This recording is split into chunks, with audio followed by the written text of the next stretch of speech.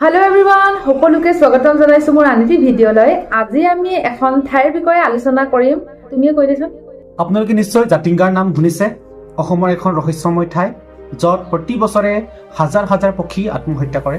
কিন্তু কিয় আত্মহত্যা কৰে বা ইয়াত কোনো দৈবিক শক্তিৰ প্ৰভাৱ আছেনে বা ইয়াৰ স্থানীয় লোকসকলে পক্ষীসমূহ হত্যা কৰে, এনে বহু প্ৰশ্নৰ উত্তৰ বিচাৰি আজি আমাৰ ভিডিঅ'টো আৰম্ভ কৰোঁ। আৰু এনেও ভিডিঅ'টো আপোনালোকে শেষলৈকে চালে গমেই পাব। তেন্তে বেছি দেৰি নকৰোঁ, আজিৰ ভিডিঅ'টো আৰম্ভ কৰোঁ। জাতিংগা হ'ল ডিমা হাছাও জিলাত অন্তৰ্গত প্ৰাকৃতিক সৌন্দৰ্যৰে ভৰা এখন গাঁও।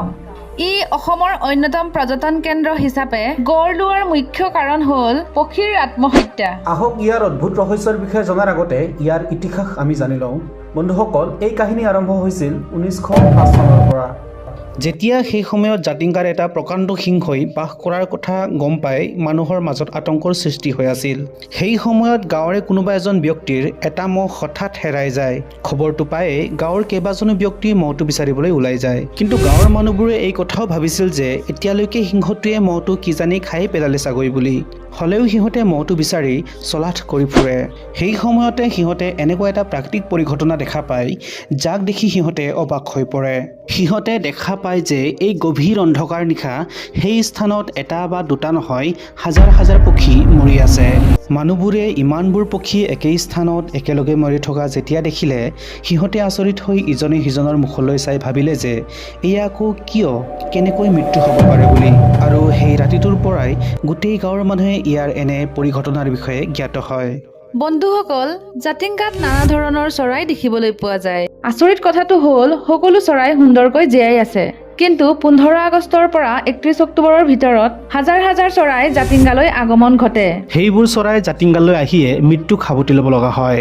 বিশেষ সূত্ৰে জানিব পৰা গৈছে যে এই ঠাইত অতি কম সংখ্যক পৰ্যটক দেখা পোৱা যায়। জাতিংগাত দেখা পোৱা চৰাইৰ আত্মহত্যা ঘটনাটো ইয়াৰ গাঁওবাসীৰ কাৰণে সাধাৰণ কথা। ইয়াৰ পিছত 1996 চনত EPGA তেওঁৰ উল্লেখযোগ্য গ্ৰন্থ ৱাইল্ড লাইফ অফ ইণ্ডিয়াত জাতিংগাত হোৱা পক্ষীৰ এনে প্ৰাকৃতিক পৰিঘটনাক বিশ্বৰ আগত দাঙি ধৰে। তেওঁ উল্লেখ কৰিছে যে যেতিয়া তেওঁ ভাৰতৰ বিভিন্ন প্ৰান্তত চিকিৎসকসকলৰ সৈতে ইয়াৰ পক্ষীসমূহ ৰিচাৰ্চ কৰি আছিল, তেতিয়া তেওঁ জাতিংগাত গৈ উপস্থিত হৈছিল। তাত তেওঁ এক অদ্ভুত বাতাবৰণ লক্ষ্য কৰে। তেওঁ লিখিছে যে ইয়াত এই অদ্ভুত বাতাবৰণে চৰাইবোৰক বিশেষ আকৰ্ষিত কৰে। কিন্তু পক্ষীবোৰ ইয়াত কিয় আত্মহত্যা কৰে তাৰ সঠিক উত্তৰ তেওঁ বিচাৰি উলিয়াব নোৱাৰিলে, আৰু জাতিংগাৰ প্ৰকৃত ৰহস্য তেখেতেও উদ্ঘাটন কৰিব নোৱাৰিলে। ইয়াৰ পিছত আহিল 1997 চন, যেতিয়া চৰকাৰে জাতিংগাত ৰিচাৰ্চ কৰিবলৈ পৰিকল্পনা কৰিলে। জিঅ'লজিকেল ছাৰ্ভে অৱ ইণ্ডিয়াই বিখ্যাত পক্ষীবিদ সুধীৰ সেনগুপ্তক 10জনীয়া টীমৰ সৈতে জাতিংগালৈ পঠিয়ায়। তেখেতলোকেও বহুমাজুৰি জাতিংগাত অস্থায়ীভাৱে বাস কৰি পক্ষীৰ আত্মহত্যা হোৱাৰ কাৰণ জানিবলৈ প্ৰয়াস কৰে। লাহে লাহে তেখেতসকলৰ ৰিচাৰ্চো সমাপ্ত হৈ আহিল আৰু পক্ষীৰ আত্মহত্যাৰ প্ৰকৃত কাৰণ বিচাৰি উলিয়াব পাৰিলে। সুধীৰ সেনগুপ্তই এখন ৰিপৰ্ট বনালে। তাত উল্লেখ কৰিছে যে এয়া কোনো প্ৰাৰম্ভিক ঘটনা নহয়। মিজোৰাম, মালয়েছিয়া, ফিলিপিনৰ দৰে ৰাজ্য বা দেশসমূহতো এনে পৰিঘটনা দেখা পোৱা গৈছে। সেই স্থানবোৰতো লাখ লাখ পক্ষীৰ এনেদৰে মৃত্যু হৈছিল। কিন্তু ইয়াত তেওঁ জাতিংগাৰ বিষয়ে লিখিছে যে ছেপ্টেম্বৰৰ পৰা অক্টোবৰৰ ভিতৰত অমাৱস্যা আৰু কুঁৱলীৰে ঢকা ৰাতি প্ৰায় 6 বজাৰ পৰা 9:30 বজাৰ ভিতৰত এই ঘটনা সংঘটিত হয় আৰু তেতিয়াই বিভিন্ন চৰাইৰ ক্ষতিসাধন হয়। চৰাইবোৰৰ মৃত্যুৰ ঠিক আগমুহূৰ্তত কিছুমান অদ্ভুত আচৰণ দেখা পোৱা যায়।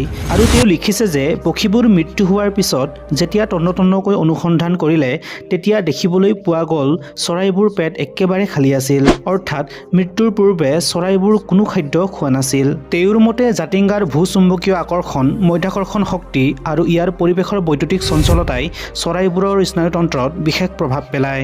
এটি সমীক্ষা মতে ইয়াত পক্ষীসমূহ আত্মহত্যা নকৰে, পক্ষীসমূহক স্থানীয় লোকসকলেহে হত্যা কৰে। গাঁওবাসীসকলে পক্ষীসমূহক পথভ্ৰষ্ট কৰি পোহৰৰ উৎসলৈ আকৰ্ষিত কৰে। তেওঁলোকে বাঁহৰ খুঁটা ব্যৱহাৰ কৰি পক্ষীসমূহক হত্যা কৰে। এনেদৰে বিভিন্নজনে বিভিন্ন মত আগবঢ়াইছে, যদিও ইয়াৰ ঘটনাৰ প্ৰকৃত ৰহস্য আজিও অজ্ঞাত।